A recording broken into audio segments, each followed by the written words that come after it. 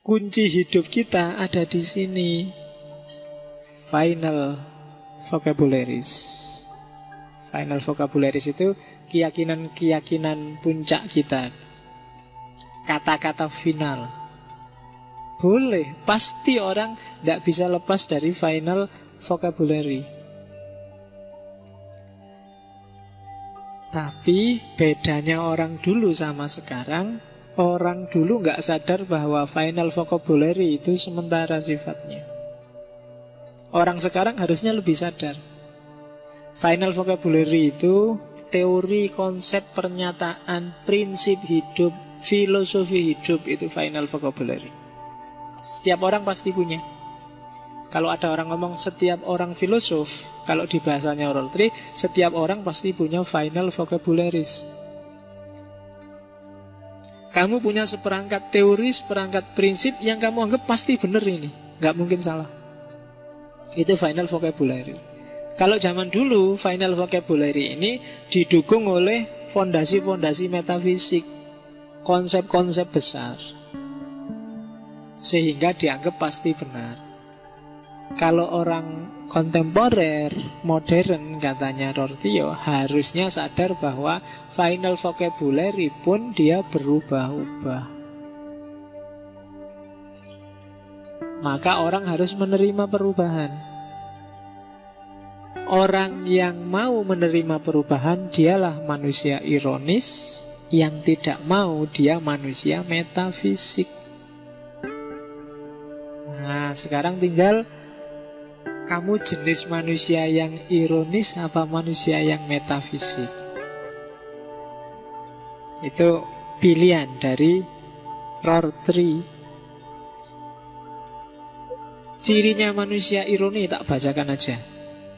Orang yang menyadari bahwa pandangan dunia, kepercayaan-kepercayaan, dan keyakinan-keyakinannya yang paling mendalam pun sebenarnya bersifat kebetulan sementara.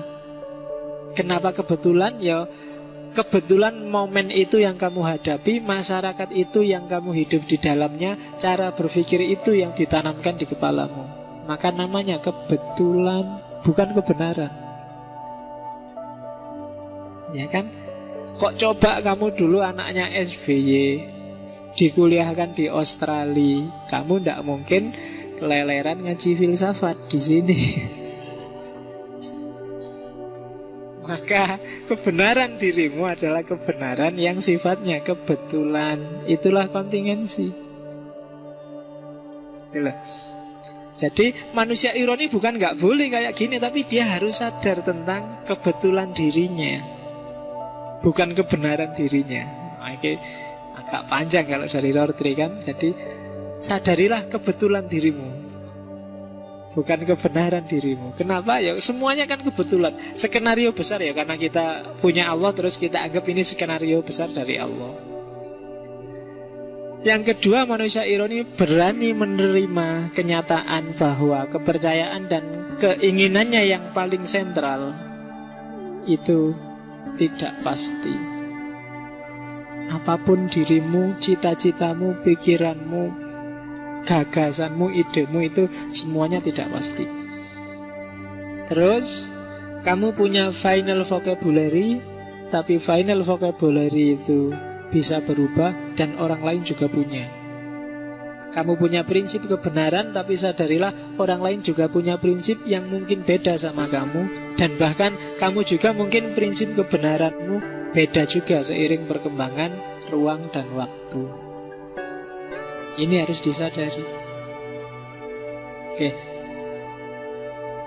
Kalau gitu, apa orang itu harus tidak tegas, Pak? Orang itu harus tidak serius, Pak, toh besok berubah? Tidak. Seriuslah dalam kebenaran hari ini, saat ini yang kamu yakini.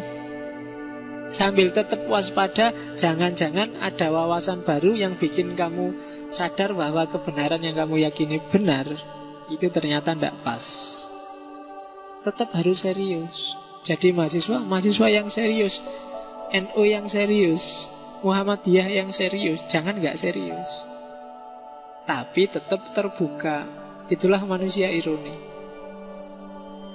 Dan Rorty menyebut manusia ironi itu bukan he, tapi she karakternya. Jadi she itu karena dia analoginya ke perempuan. Karena bagi Rorty, perempuan biasanya lebih mudah adaptasi, lebih mudah, lebih lentur daripada laki-laki. Karena perempuan itu kan cenderung reseptif, kalau laki-laki cenderung agresif. Agresif itu gampang nabrak, tapi kalau reseptif itu mudah menerima apa saja yang masuk. Ya kan, itu kan reseptif. Jadi menerima, selalu menyerap, reseptif. Makanya ada namanya hermeneutika resepsi. Berarti apa? Hermeneutika resepsi itu berarti kebenaran jangan dicari di luar, tapi serap ke dalam dirimu, olah versimu. Itu kebenaran reseptif. Itu yang kalau di Indonesia. Terus kalau kamu kawin ada resepsi, itu kan artinya juga menyerap, menyerap uangnya yang diundang. Ya makanya kan disebut resepsi itu kan. Jadi undangannya suruh ngasih duit. Makanya besok kalau kamu kawin jangan pakai istilah resepsi deh, apa walimah juga enggak apa-apa, jangan. Resepsi pernikahan. Karena resepsi itu resep, menyerap. Jadi, ya kalau ingin dapat banyak sih enggak apa-apa pakai resepsi. Nah, lawannya manusia ironi itu manusia metafisik.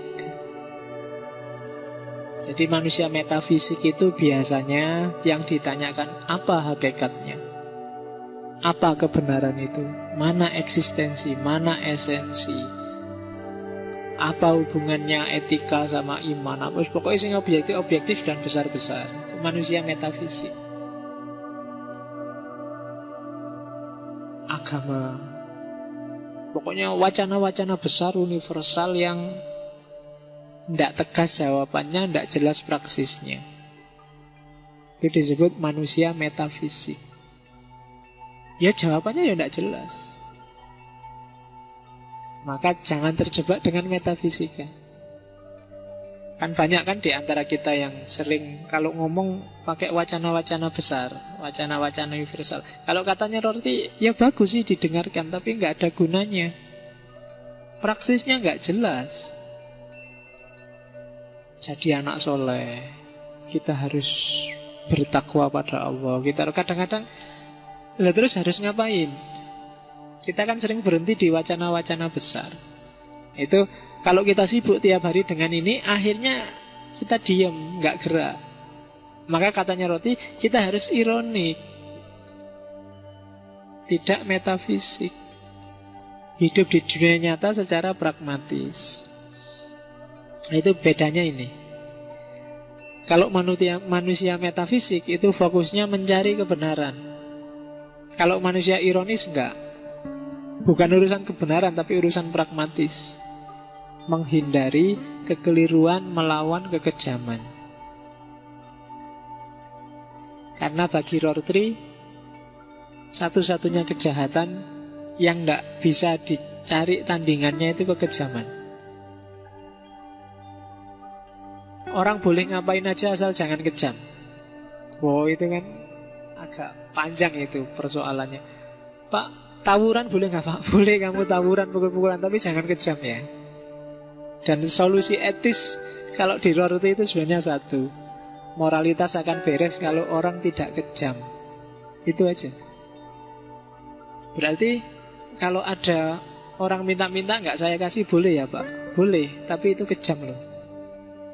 Berarti saya boleh mukuli saudara saya Pak? Boleh, tapi itu kejam. Berarti jadi kata Rorty, keywordnya moralitas itu satu, cruelty, kekejaman. Satu-satunya larangan yang tidak boleh itu kejam. Maka katanya Rorty, manusia ironis biasanya menghindari kekejaman.